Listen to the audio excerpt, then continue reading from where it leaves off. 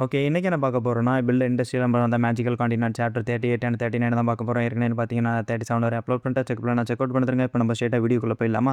இப்போ ஸ்டார்ட்டிங் சீன்ல வந்து என்ன காமிக்கிறாங்கன்னா, நம்ம அர்மாண்டோட ஹவுஸ காமிக்கிறாங்க. அர்மாண்டோட ஹவுஸ்ல தான் பார்த்தீங்கன்னா, அந்த ஸ்டீம் இன்ஜினும் இருக்கு. இப்போ ஹீரோ ஃபைனலா பார்த்தீங்கன்னா, அந்த கியர் செட்டே ரெடி பண்ணியிருப்பாப்புல. இதேமாரி இந்த ஸ்டீம் இன்ஜினுக்கு தேவைப்படுறது. இது யார் ரெடி பண்ணியிருப்பான்னு பார்த்தீங்கன்னா, நம்ம கிராஃப்ட்ஸ்மேன் டுவார்வன் தான் ரெடி பண்ணியிருப்பாப்புல.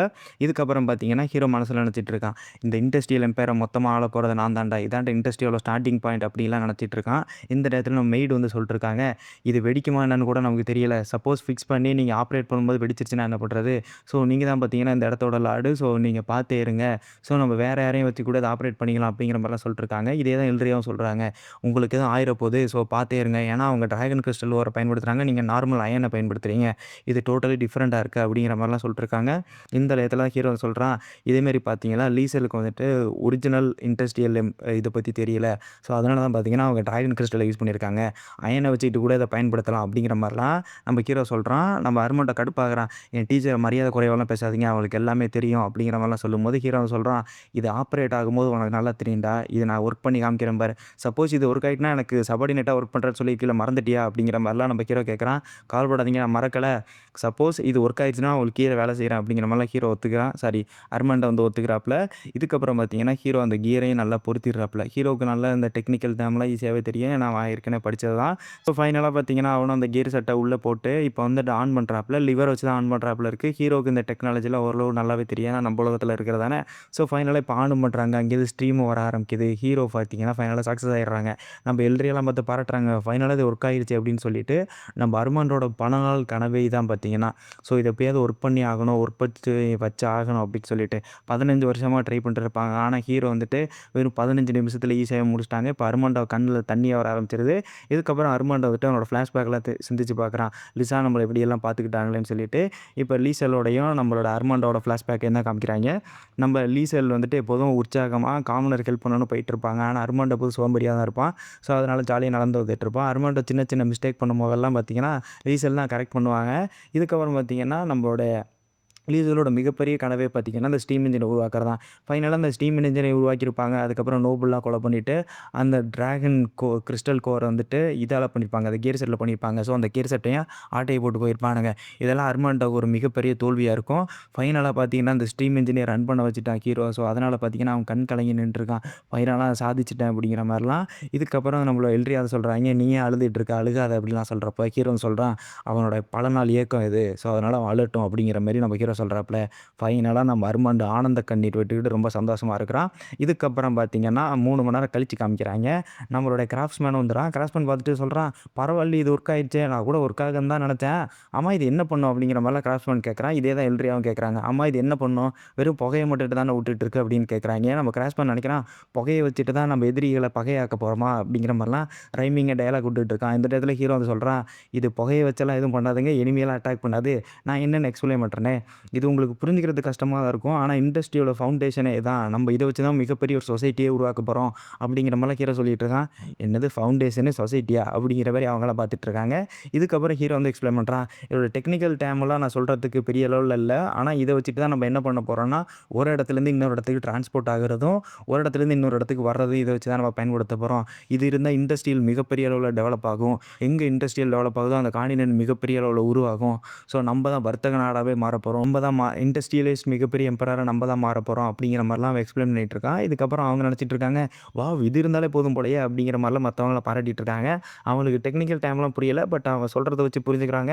ஏதோ இந்த உலகத்துல மாறப்போது, நம்ம ஐஸ்லேண்ட் சிட்டி எங்கேயோ போப்போது அப்படிங்கிற மாரிலாம் அவங்க புரிஞ்சுக்கிறாங்க. இதுக்கப்புறம் பார்த்தீங்கன்னா, ஹீரோ வந்து எக்ஸ்ப்ளைன் பண்றான். இது மட்டும் இருந்தாலே போதும். நான் வருங்காலத்துல மிகப்பெரிய ஆளாயிருவேன். இத வச்சுட்டே இந்த சிட்டிய மிகப்பெரிய அளவுல பில்ட் பண்ணிருவேன். அப்படிங்கிற மாரிலாம் மனசுல நெனச்சிட்டு இருக்கான். அந்த டயத்துல தான் பார்த்தீங்கன்னா, நம்ம ரோஸ்லின் வர்றாங்க. ரோஸ்லின் வந்துட்டு சொல்றாங்க, இதேமாரி பிரேசில்ல வந்துட்டாங்க. அதாவது உங்க அக்கா வந்திருக்காங்க. அக்கா வந்துட்டு எத்ரின் சிட்டில மேன்ஷன்ல இருக்காங்க. நம்ம சீக்கிரம் போய் பார்க்க போலாம் அப்படிங்கிற மாரிலாம் சொல்றாங்க. பரவால்ல என் அக்கா வந்துட்டாளே, அக்கா கிட்ட எப்படியாவது இன்வெஸ்ட்மென்ட் பணத்த கேட்டே ஆகணும். அத வச்சு தான் நம்ம மிகப்பெரிய அளவுல இங்க நம்ம டெவலப் பண்ண போறோம் அப்படிங்கிற மாரிலாம் நெனச்சிட்டு இருக்காங்க. ஏன்னா ஹீரோவுக்கு பணம் கொஞ்சம் இருக்குது. ஆட்களும் ரொம்ப கொஞ்சமா தான் இருக்காங்க. ஸோ இது 2மே ஹீரோவுக்கு தேவைப்படுது. இதுக்கப்புறம் வந்துட்டு நம்ம ரோஸ்லின் சொல்ல ஆரம்பிக்கிறாங்க. இதேமாரி உங்க அக்கா உங்களுக்கு கிஃப்ட் எல்லாம் எடுத்துட்டு வந்திருக்காங்க அப்படின்னு சொல்றாங்க.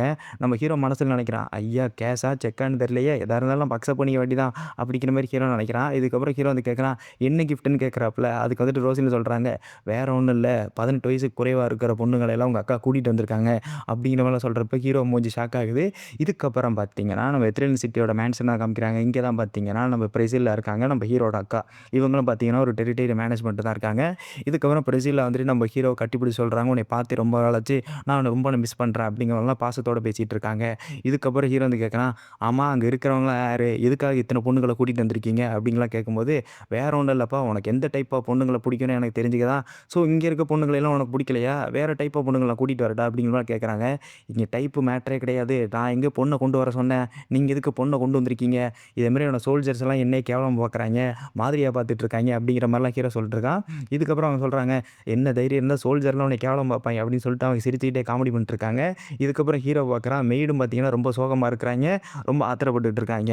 எப்போதும் மெய்டு ஒரு சிரிச்ச முகத்தோட தான் இருப்பாங்க, இன்னைக்கு பார்த்து குர்ருன்னு இருக்காங்க. நம்ம ஹீரோ வந்துட்டு நம்ம அக்கா கிட்ட போய் சொல்கிறான், இங்கே பாருங்க மெய்டு கொண்டு என்னை தப்பாக நினச்சிட்டு இருக்காங்க அப்படின்னு நம்மளுடைய ஹீரோ வந்து சொல்லிட்டுருக்கான். இதுக்கப்புறம் நம்மளுடைய பிரஜையில் வந்து சொல்ல ஆரம்பிக்கிறாங்க, அதெல்லாம் வேற ஒன்றும் இல்லைப்பா, உன் மேலே இருக்க அக்கறை தான் அப்படிங்கிற மாதிரிலாம் சொல்லிட்டு இருக்கப்ப, சும்மா நிறுத்துங்க, நான் பொண்ணு எங்கே கொண்டு வர சொன்னேன், எனக்கு ஒய்ஃபெல்லாம் தேவை கிடையாது அப்படிங்கிற மாதிரி ஹீரோ சொல்லிட்டு இருக்கான். சரி இங்கே இருக்க பொண்ணுங்கள் எல்லாம் ஒழுங்கு மரியாதை கூட்டிகிட்டு போயிருங்க, எனக்கு எந்த விதமான பொண்ணு தேவையில்ல அப்படிங்கிற மாதிரிலாம் நம்மளோட ஹீரோ சொல்லிட்டு இருக்கான். இதுக்கப்புறம் அக்கா வந்து சொல்லிட்டு இருக்காங்க, இதுமாதிரி நீ லெட்டரில் மென்ஷன் பண்ணியிருந்தீப்பா, அதனால தான் இங்கே இருக்கிற பொண்ணுங்களை எல்லாம் கூட்டிகிட்டு வந்தேன், இது நான் லெட்டரில் மென்ஷன் பண்ணா, அப்படிலாம் எனக்கு ஞாபகம் இல்லையே, பொண்ணுங்களை கொண்டு வர மாதிரிலாம் நான் எதுவும் சொல்லலையே அப்படிங்கிற மாதிரி ஹீரோ சொல்லிட்டு இருக்கான். இதுக்கப்புறம் அவங்க அக்கா சொல்கிறாங்க, இதுமாரி ரோஸ்லினை வந்துட்டு என் கூடயே நான் வச்சுக்கிறேன் அப்படிங்கிற மாதிரி நீ சொல்லியிருந்தேன். ஸோ அதனால தான் பார்த்தீங்கன்னா உனக்கு ரோஸ்லின் ஏஜில் இருக்க பொண்ணுங்களை பிடிக்கும்னு சொல்லிட்டு அந்த ஏஜில் இருக்க பொண்ணுங்களை வேறு வேறு டைப்பில் வேறு வேறு ஸ்டேட்டஸில் இருக்க பொண்ணுங்களை கூட்டிகிட்டு வந்திருக்கேன் அப்படின்னு சொல்லும்போது, யோ ரோஸ்லின் நான் சபார்டினேட்டாக தான் ஏற்றுக்கிற சொன்னேன், அதை விட்டுட்டு நான் ஒன்றும் பொண்ணுங்களை வச்சுக்கிற டைப் இல்லையா அப்படிங்கிற மாதிரி சொல்லிட்டு இருக்கா. சரிப்பா நான் தான் தப்பாக புரிஞ்சுக்கிட்டேன்னு அவங்க அக்கா இப்போ சிரிச்சுக்கிட்டே சொல்கிறாங்க. இதுக்கப்புறம் பார்த்தீங்கன்னா நம்மளுடைய ஹீரோட அக்கா இருக்காங்கல்ல, அவங்க சொல்கிறாங்க, ஏன் நீ மெய்டே கல்யாணம் பண்ணிக்க, மெய்டு இதுக்கு உனக்கு ஓகேவா அப்படிங்கிற மாதிரிலாம் நம்ம ஹீரோ அக்கா கேட்குறாங்க.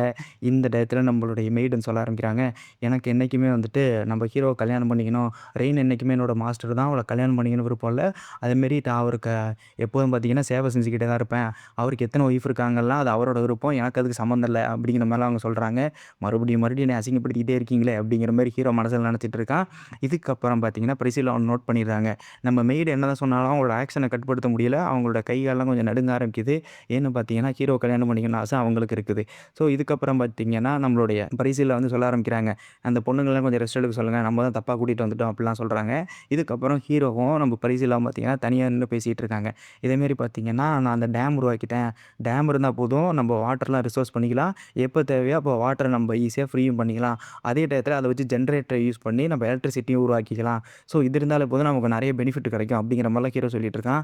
ஆமாம் இது ஜென்ரேட்டர்னு சொல்லியில்லப்பா, அது என்னப்பா மேஜிக் அப்படின்னு கேட்குறாங்க. அது மேஜிக்கெலாம் இல்லைங்க, அது மெக்கானிக்கல் டிவைஸுங்க அப்படிங்கிற மாதிரிலாம் ஹீரோ வந்து எக்ஸ்பிளைன் பண்ணிட்டுருக்கான். இது மெக்கானிக்கல் டிவைஸா, இந்த ப்ராப்ளம்லாம் நீ எப்படிப்பா சால்வ் பண்ண, ஆமாம் ஃபுட் ப்ராப்ளம் எப்படி தீரும்னு சொன்னேன் அப்படிங்கிற மாதிரிலாம் அவங்க அக்கா கேட்குறாங்க.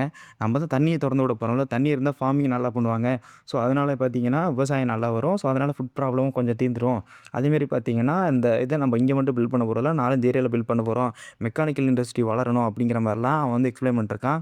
ஆமாம் எனக்கு தெரிஞ்சவரை என் தம்பி வந்துட்டு எப்போதும் ட்ரைனிங் எடுத்துக்கிட்டே தான் இருப்பான், ஸோ உனக்கு அடிப்பட்டதுலேருந்து தான் நீ எந்த விதமான ட்ரைனிங் எடுக்கிறதில்ல, ஆனால் நீ என்றைக்குமே புக்கெல்லாம் படித்தது இல்லையேப்பா, எப்படி அதுக்குள்ளே இவ்வளோ பெரிய ஆளான, எனக்கு தெரிஞ்சவரை என் தம்பி இந்த மாதிரிலாம் நடந்துக்க மாட்டானே அப்படிங்கிற மாதிரி அவங்க அக்கா சந்தேகப்படுறாங்க. ஸோ இதுக்கப்புறம் ஹீரோ புரிஞ்சுக்கிறான், ஐயோ நம்ம அவன் தம்பி மாதிரியே நடந்துக்கலையே, ஹீரோவும் அவன் அக்காவும் வந்து ட்ரைனிங் எடுத்துருப்பாங்க பிரைசில்லாவும், இவங்க 2 ட்ரைனிங் எடுத்துகிட்டு இருக்கும்போது ஒரு மிகப்பெரிய காயம் வந்துட்டு ஹீரோக்கு ஏற்பட்டிருக்கும். ஸோ அதனால பார்த்தீங்கன்னா 2-3 காலமாக படுத்த படுக்கையாக இருந்திருப்பாப்புல, அந்த இடத்துல தான் ஹீரோ ரீஇன்கார்னேட் ஆகிடுவான். ஸோ அதுக்கப்புறம் தான் புக்கெல்லாம் படிச்சுட்டு இருந்திருப்பாப்புல ஹீரோ. இப்போ வந்துட்டு ஹீரோக்கு என்ன பண்ணுறனே தெரியல, ஆக நம்ம ரீஇன்கார்னேட்டை கண்டுபிடிக்கக்கூடாது அப்படின்னு சொல்லிட்டு இப்போ அவன் போய் சொல்ல ஆரம்பிக்கிறான். இதேமாதிரி அந்த அடிபட்டது இல்லைக்கா, ஸோ அதுக்கப்புறம் பார்த்தீங்கன்னா நான் நிறைய புக்கு படிக்க ஆரம்பித்தேன், ஸோ புக்கு படித்ததுக்கப்புறம் தான் நான் இவ்வளோ தெரிஞ்சுக்கிட்டேன் அப்படிங்கிற மாதிரிலாம் ஹீரோ எக்ஸ்பிளைன் பண்ணுறான். இது ஓரளவு நம்புற மாதிரி இருக்கே அப்படிங்கிற மாதிரிலாம் அவங்களும் நம்புறாங்க. ஏன்னா லியா வந்துட்டு எப்போதும் அவங்க அக்காவுக்கு ஒரு லெட்டர் எழுதுவாங்க, லியாங்கிறவங்க ஹீரோட மெய்டு, ஓகேவா. ஸோ இதேமாரி ஹீரோ ரீசெண்டாக புக்கு படிக்க ஆரம்பிச்சிருக்காரு அப்படிங்கிற மாதிரிலாம் அவங்களுக்கு தெரியும். ஸோ இப்போ அவங்களும் நம்புறாங்க. ஆமாம் எந்த புக்கை படித்த, நம்மளோட ஃபேமிலி லைப்ரரியிலேருந்து அப்படின்னா அவங்களுடைய ப்ரைஸையும் வந்து கேட்குறாங்க. அதுக்கு வந்துட்டு ஹீரோ சொல்கிறான், ஆமாம் இந்த புக்கு தான் படித்தேன் அப்படின்னு சொல்லிட்டு ஒரு புக் எடுத்து காமிக்கிறான். இது யாரோட புக்குன்னு பார்த்தீங்கன்னா லிசலோட நோட் புக்கு. இந்த நோட்டில் பார்த்தீங்கன்னா நம்ம ஹீரோ எழுதியிருக்க மாதிரி அவங்களுக்கும் மெக்கானிக்கல் ஃபண்டமெண்டல்லாம் தெரியும். ஸோ அதனாலே பார்த்தீங்கன்னா இப்போ அவங்களும் கொஞ்சம் எழுதியிருப்பாங்க. ஸோ அதுவும் பார்த்தீங்கன்னா ஹீரோ சொல்கிற அந்த ஸ்ட்ரீம் இன்ஜினுக்கும் இதுக்கும் பொருந்தி போகிறனால இப்போ அவங்களும் நம்பிடுறாங்க, ஓகே இதான் ஹீரோ சொல்ல வரான்னு சொல்லிட்டு.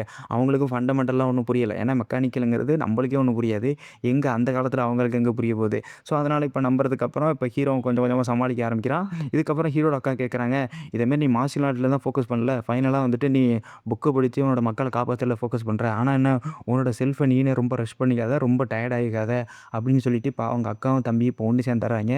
ஹீரோவுக்கு இப்ப தான் மனசுல நிம்மதி வருது. அப்பாடி ஃபைனலா இவங்க நம்பிட்டாங்கன்னு சொல்லிட்டு. இதுக்கப்புறம் ஹீரோட அக்கா வந்து ஒண்ணு சொல்ல ஆரம்பிக்கிறாங்க.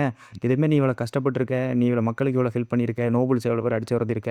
அதனால உனக்கு ஒரு கிஃப்ட் குடுக்கலாம்னு நெனைக்கிறேன். ஒரு சப்போர்ட்டா உனக்கு இருக்கலாம்னு நெனைக்கிறேன். ஸோ உனக்கு என்ன வேணும்னு கேளு அப்படிங்கிற மாரி ஹீரோட அக்கா கேட்குறாங்க. அதுக்கு கேட்டு ஹீரோ வந்து சொல்றான், எனக்கு ஒரு மிகப்பெரிய ஹெல்ப் தேவைப்படுதே அப்படிங்கிற மாரி ஹீரோ ஒரு வில்லத்தனமா சிரிச்சுட்டு இருக்கான். இதோடயே பார்த்தீங்கன்னா அந்த சாப்டர் முடிச்சிடுறாங்க. நான் சீக்கிரம் அடுத்தடுத்த சாப்டர் அப்லோட் பண்ண ட்ரை பண்றேன். Thank you. பாய்.